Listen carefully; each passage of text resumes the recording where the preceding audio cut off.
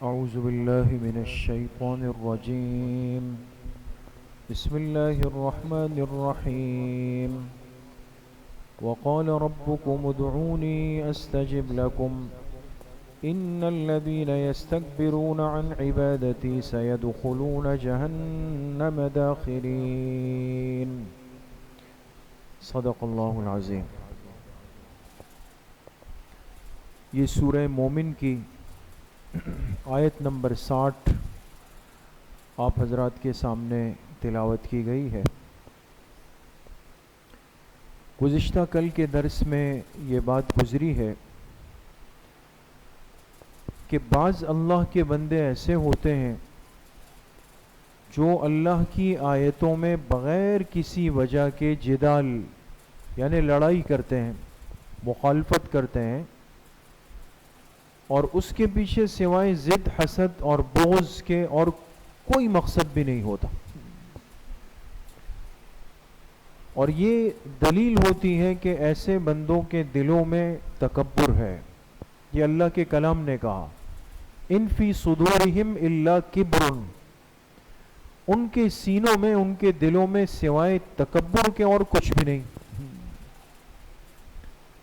انسان حق بات کو سمجھنے اور سیکھنے کے باوجود بھی اگر اس سے پیچھے ہٹے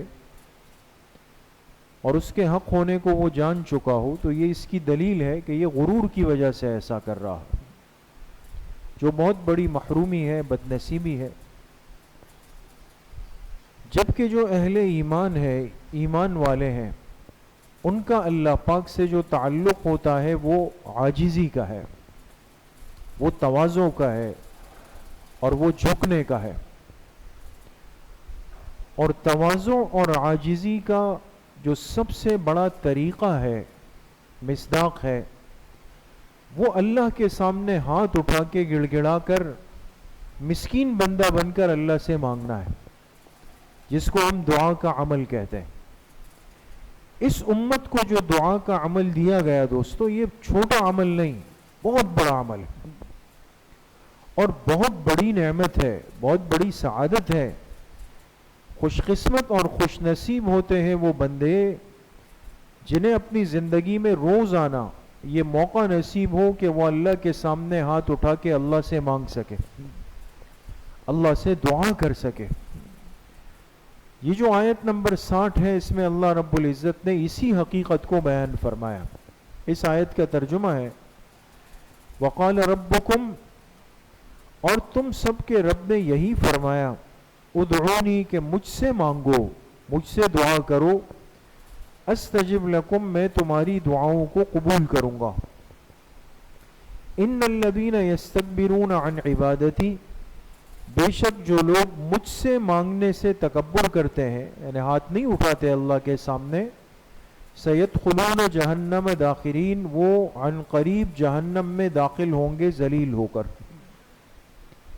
یعنی معلوم ہوا کہ مانگنا اللہ کے خاص بندوں کی پہچان ہے، اور اللہ کسے مانگنے کے اندر تکبر کرنا اور اس کو نعوذ باللہ اپنے لیے ایک عار سمجھنا، میں کیسے ہاتھ اٹھاؤں بھائی، یہ اللہ کو اتنا ناپسند ہے کہ گویا یہ بندہ اپنے ایمان سے بھی ہاتھ دھو بیٹھتا ہے.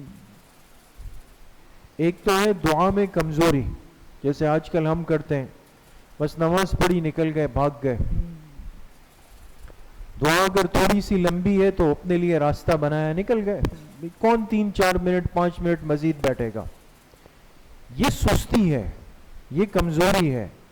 لیکن خدا نخواستہ ایسا نہیں ہے کہ اس بندے کے دل میں دعا مانگنے سے کوئی تکبر آ رہا ہے یا یہ نعوذ باللہ اس دعا کو برا سمجھتا ہے، ایسا نہیں.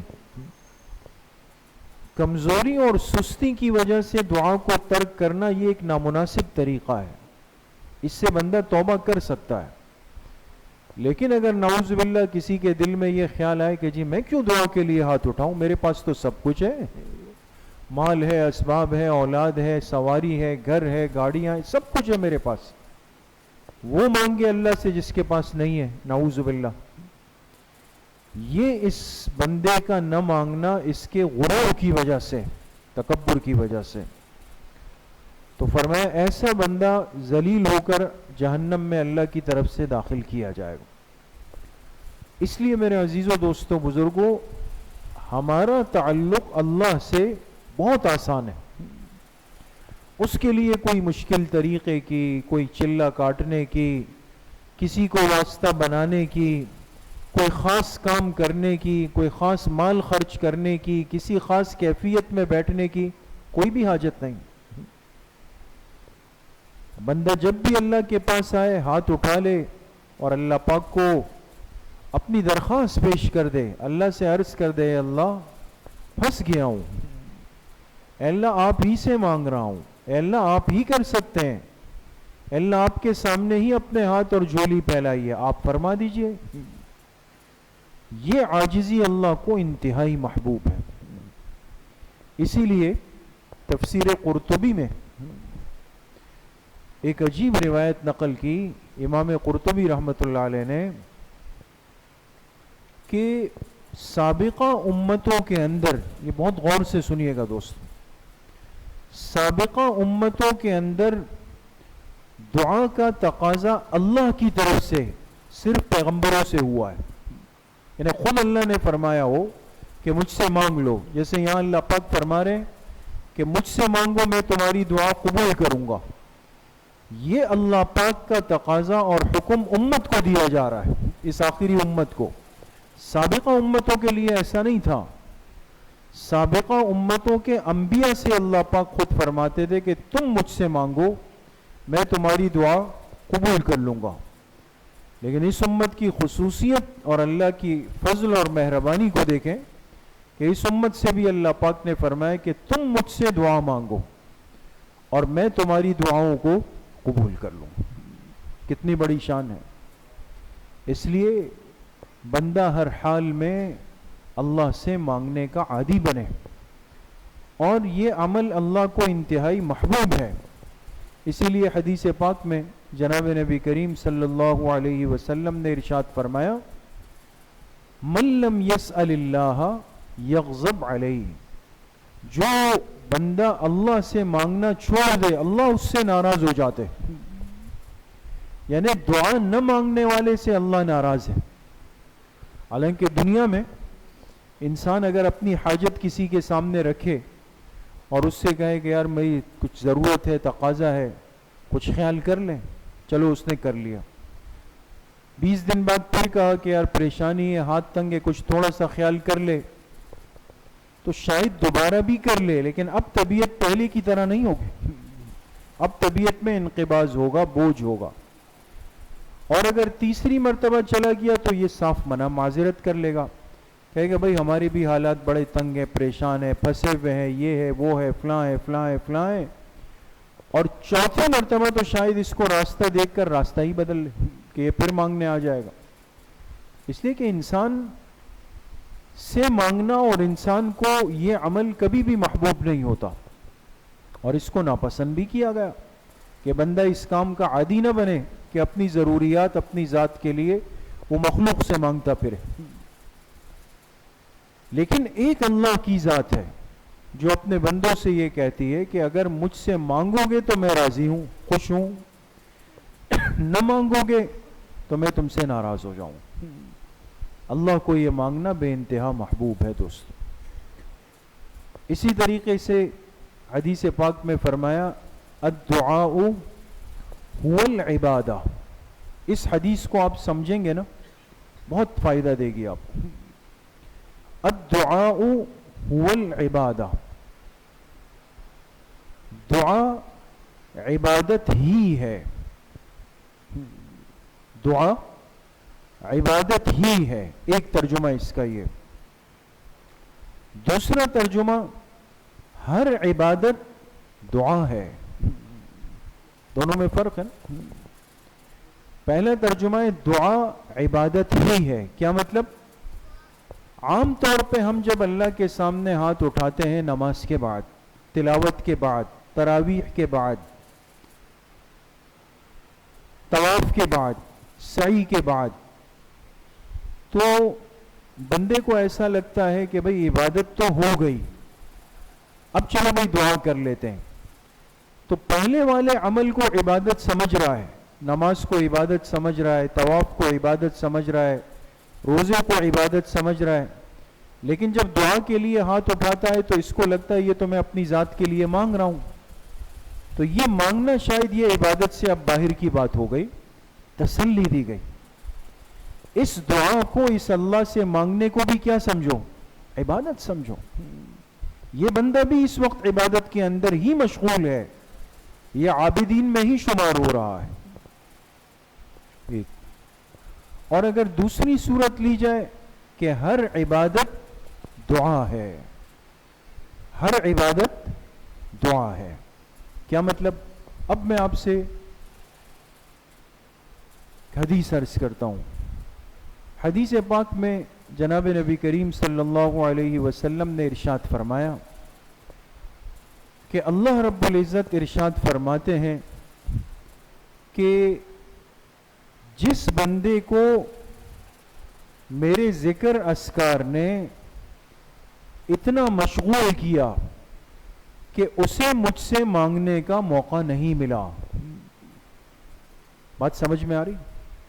جس بندے کو ذکر اذکار نے، جو ہم تسبیحات پڑھتے ہیں، اس نے اتنا مشغول کیا. مثال کے طور پہ ایک بندہ صبح سے لے کر رات تک 1000 مرتبہ درود شریف پڑھتا ہے، تیسرا کلمہ پڑھتا ہے، پہلا کلمہ پڑھتا ہے، لفظ اللہ پڑھتا ہے، استغفار کرتا ہے، سبحان اللہ و بحمدہ سبحان اللہ العظیم پڑھتا ہے، تسبیحات کا، مسنون تسبیحات کا اہتمام کرتا ہے، ذکر کا. اور جب ذکر کیا تو اتنا وقت نکل گیا کہ اب ہمت نہیں ہوئی دعا کی، جا کے سو گیا. لیکن چونکہ اس نے زیادہ وقت ذکر کو دیا، تسبیحات کو دیا، حدیث قدسی ہے، اللہ رب العزت فرماتے ہیں میں باقی مانگنے والوں سے زیادہ اس کو دوں گا جو ذکر کے اندر مشغول رہا.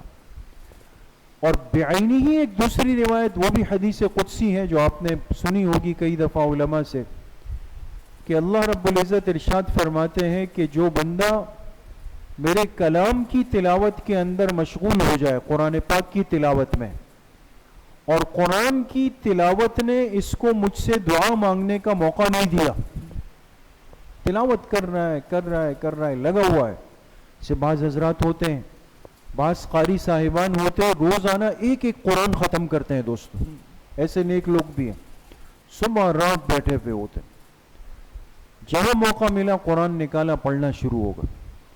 تو اللہ رب العزت فرماتے ہیں کہ میرے کلام کی تلاوت نے جس کو مجھ سے دعا مانگنے کا موقع نہیں دیا، میں باقی مانگنے والوں سے کئی گنا زیادہ اس کو نواز دوں گا. دیکھیں اس سے حدیث سمجھ میں آ گئی نا کہ ہر عبادت کیا ہے؟ دعا ہے. اب اس بندے نے دعا مانگی نہیں، یہ تو ذکر میں مصروف رہا، تسبیحات میں مصروف رہا، تلاوت میں مصروف رہا، لیکن اس کے یہ سارے اعمال بھی در حقیقت کیا تھے؟ دعا تھے، اللہ سے مانگنا تھا. بلکہ یہ اللہ کو اتنا پسند آیا کہ اللہ پاک فرماتے باقی مانگنے والوں سے زیادہ میں اس کو نواز دوں گا.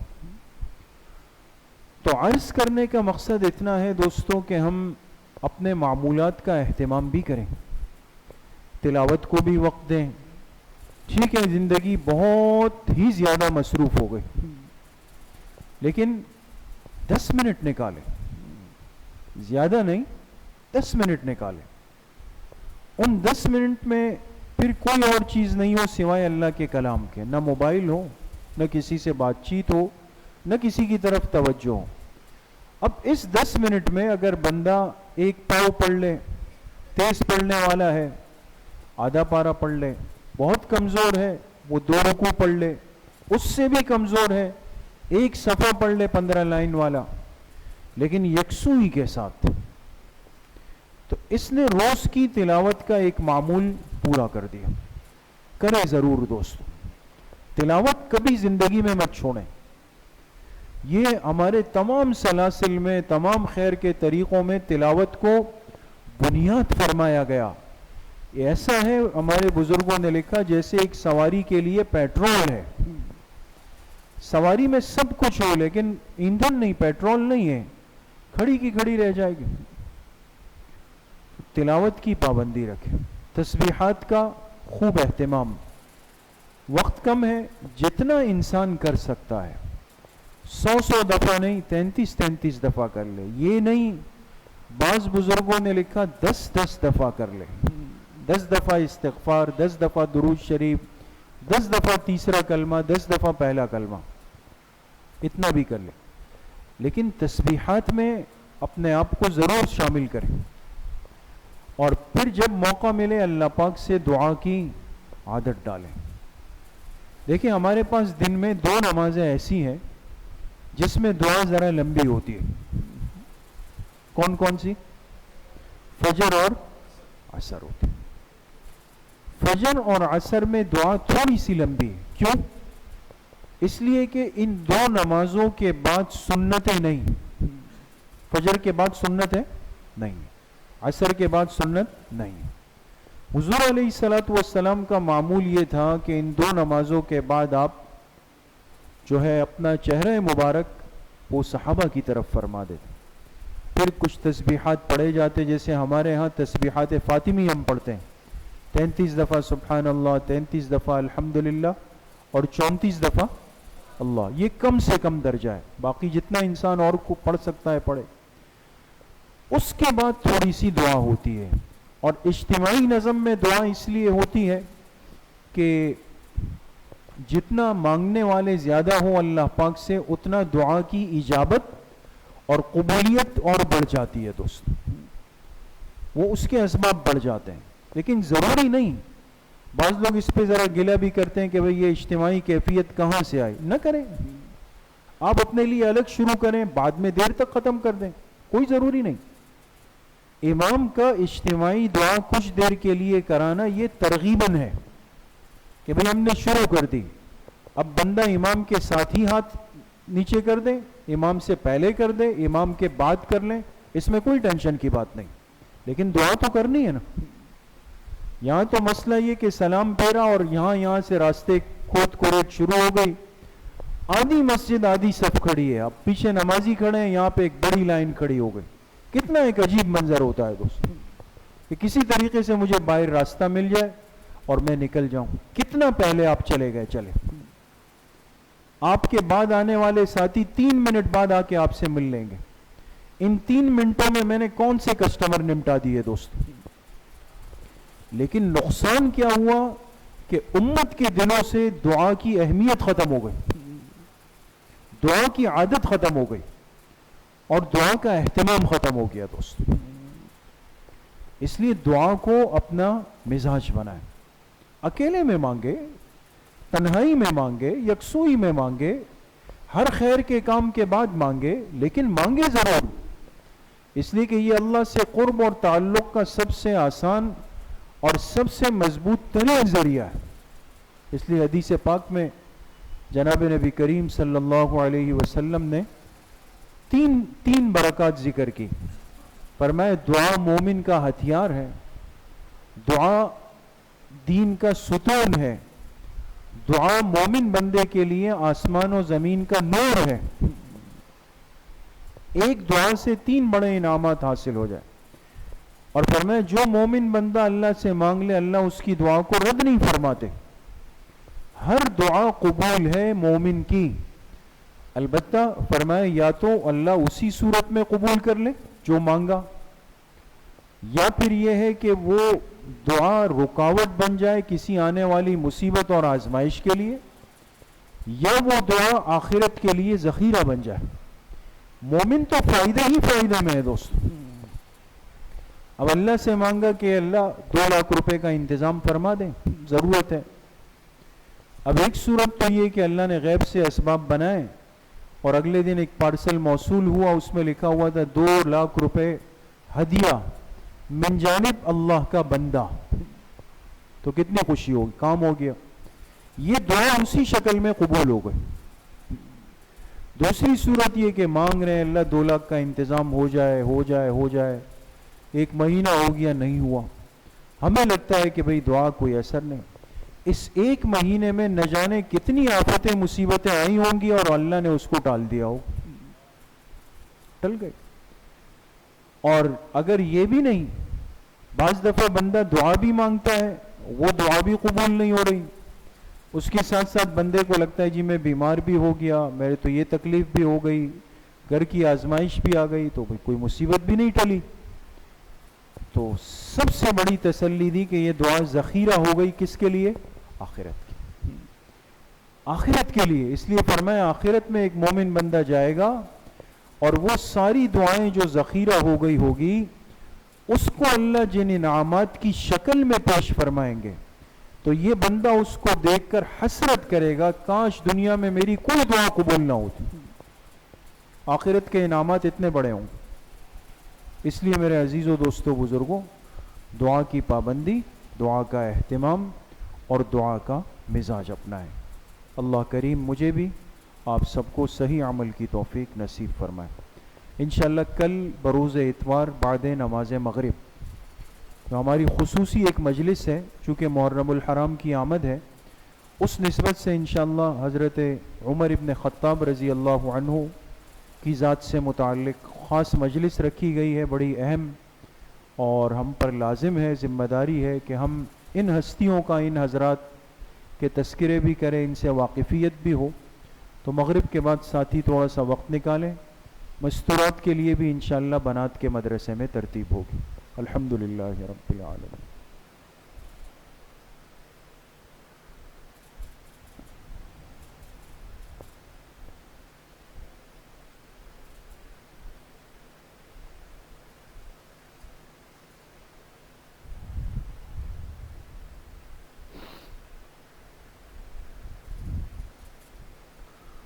وصلی اللہ وسلم علی نبینا محمد وآلہ واصحابہ اجمعین برحمتہ.